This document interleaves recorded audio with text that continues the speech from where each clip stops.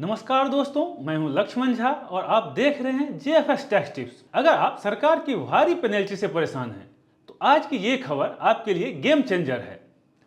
सरकार ने 90% late fees माफ कर दी है। हाँ, आपने सही सुना। अब सिर्फ 10% लेट फीस देकर आप अपनी सारी पेंडिंग फाइल्स कंप्लीट कर सकते हैं। लेकिन ध्यान रहे, ये मौका सिर्फ 15 अप्रैल 2026 से 15 जुलाई 2026 तक है, यानी सिर्फ 3 महीने। तो चलिए सबसे पहले प्रॉब्लम समझते हैं।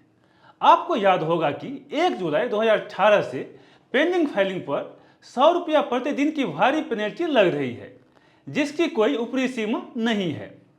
अगर 2-3 साल फाइलिंग नहीं की तो पेनल्टी लाखों में पहुंच जाती है। इसी वजह से हजारों कंपनियां इसी भारी जुर्माने में फंसी हुई है। लेकिन दोस्तों, सबसे बड़ा सवाल है कि सरकार इतनी भारी पेनल्टी लगाती ही क्यों है? क्या सरकार को सिर्फ हमारा पैसा चाहिए? अगर आप सरकार से पूछेंगे तो उनका तर्क सीधा है, डिसिप्लिन। उनका मानना है कि पेनल्टी का डर नहीं होगा तो कोई भी समय पर अपनी जिम्मेदारी पूरी नहीं करेगा। उनके हिसाब से यह 100 रुपये रोज का दंड नहीं बल्कि एक रिमाइंडर है। पर दोस्तों, मेरा मानना थोड़ा अलग है। मुझे लगता है कि आज भी हमारी पॉलिसी बनाने वाले कुछ लोग पुराने जमाने की सोच रखते हैं।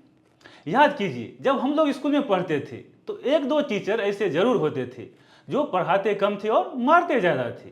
उन्हें लगता था कि जितना डंडा मारेंगे बच्चा उतना ही होनहार बनेगा। आज के नियम बनाने वाले भी कुछ उसी स्ट्रिक्ट टीचर की तरह व्यवहार कर रहे हैं। उन्हें बिजनेस की समस्याओं से कोई मतलब नहीं है, उन्हें अनुशासन से ज़्यादा मतलब है।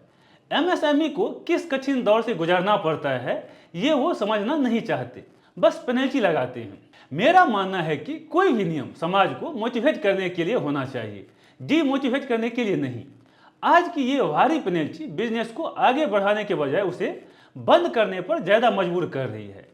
बिल्कुल वैसे ही जैसे पुराने समय में कई बच्चे टीचर की मार के डर से स्कूल जाना ही छोड़ देते थे।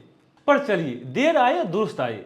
कम से कम सरकार को अब यह एहसास तो हुआ कि पेनल्टी का बोझ वाकई बहुत ज़्यादा है। शायद इसी जमीनी हकीकत को समझते हुए सरकार लाई है CCFS 2026 स्कीम।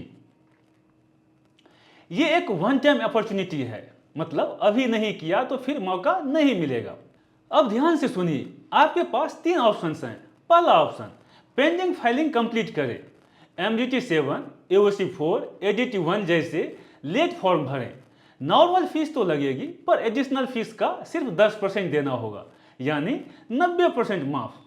याद रखिए, सिर्फ 10% देना है। दूसरा ऑप्शन, डोरमेंट कंपनी बनाए। अगर कंपनी में काम नहीं हो रहा है या कोई काम नहीं कर रही कंपनी तो ई फॉर्म MSC1 भरें। नॉर्मल फीस का सिर्फ 50% ही लगेगा। तीसरा ऑप्शन, कंपनी स्टैक ऑफ करें। अगर कंपनी बंद करनी है ई फॉर्म STK2 भरें।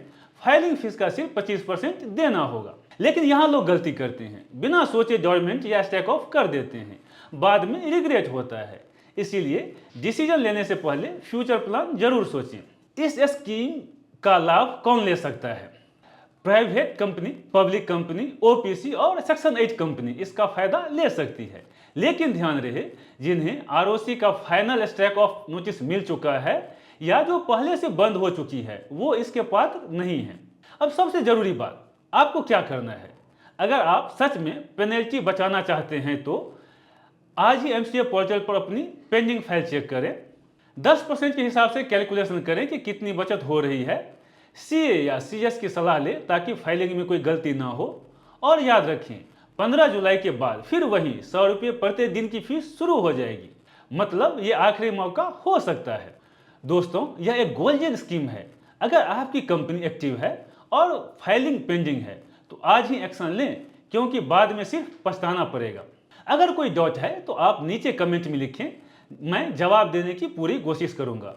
आप मुझे mail@jfs@jhafinance.com पर मेल भी कर सकते हैं। वीडियो पसंद आया तो लाइक करें और चैनल को सब्सक्राइब करना ना भूलें।